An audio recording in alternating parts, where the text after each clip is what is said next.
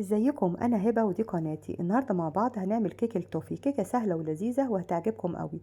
ولو عجبتكم الكيك بتاعتي النهارده اعملوا لايك وشير واشتراك في القناه بتاعتي.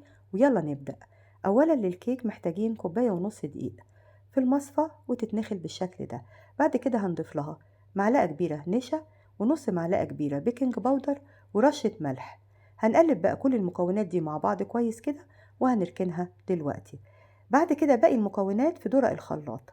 هنحط كوباية الا ربع سكر، معاها نص كوباية زيت، معاها كوباية الا ربع لبن حليب، وثلاث بيضات بدرجة حرارة الغرفة. طلعي البيض من التلاجة بدري وسيبيه كده لحد ما يبقى بدرجة حرارة الغرفة، وبعدين نضيفه لباقي المكونات ونضيف لهم باكو فانيليا. ضربنا بقى المكونات دي كويس كده في الخلاط 3 4 دقايق لحد ما السكر يدوب خالص. بعد كده هنضيف المكونات السايلة دي للدقيق وباقي المكونات.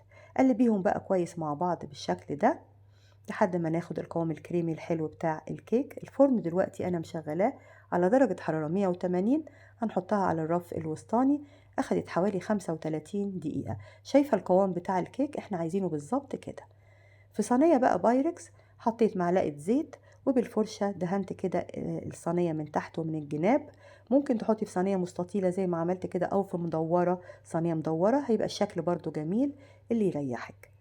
وبعدين نزلت بقى الكيك وبالعصاية بتاعة الشيش طاووق عملت خطوط بالطول وبالعرض كده علشان نطلع أي فقاعات هواء في الكيك. ودخلته بقى الفرن زي ما بقولك على الرف الوسطاني. أخد 35 دقيقة. بعد كده لما يطلع هنسيبه لما يبرد يبقى دافي كده، وبعدين نكمل باقي الخطوات. التوفي بقى بتاعنا كوباية سكر على النار والنار تكون وسط. هنفردها كده بالشكل ده ومش هنقلب السكر إلا لما الحروف تبدأ تتكرمل.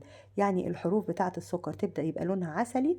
شايفة ازاي؟ بالشكل ده كده نبدأ نقلب السكر.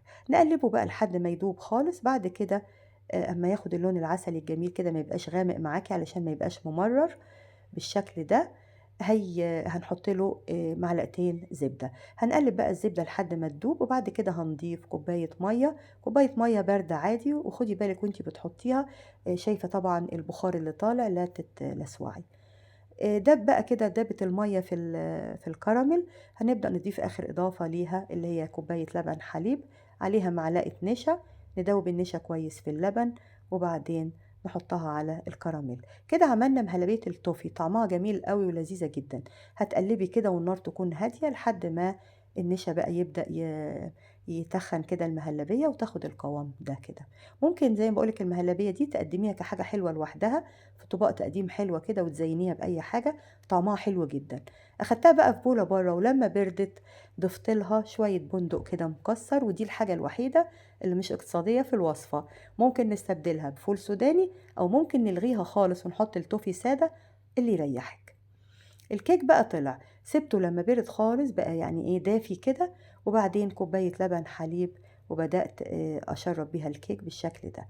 ولما الكيك اتشرب باللبن خالص هتحطي آخر طبقة اللي هي التوفي بتاعنا كده. حطيت بقى التوفي ودخلتها التلاجة مش أقل من ساعة.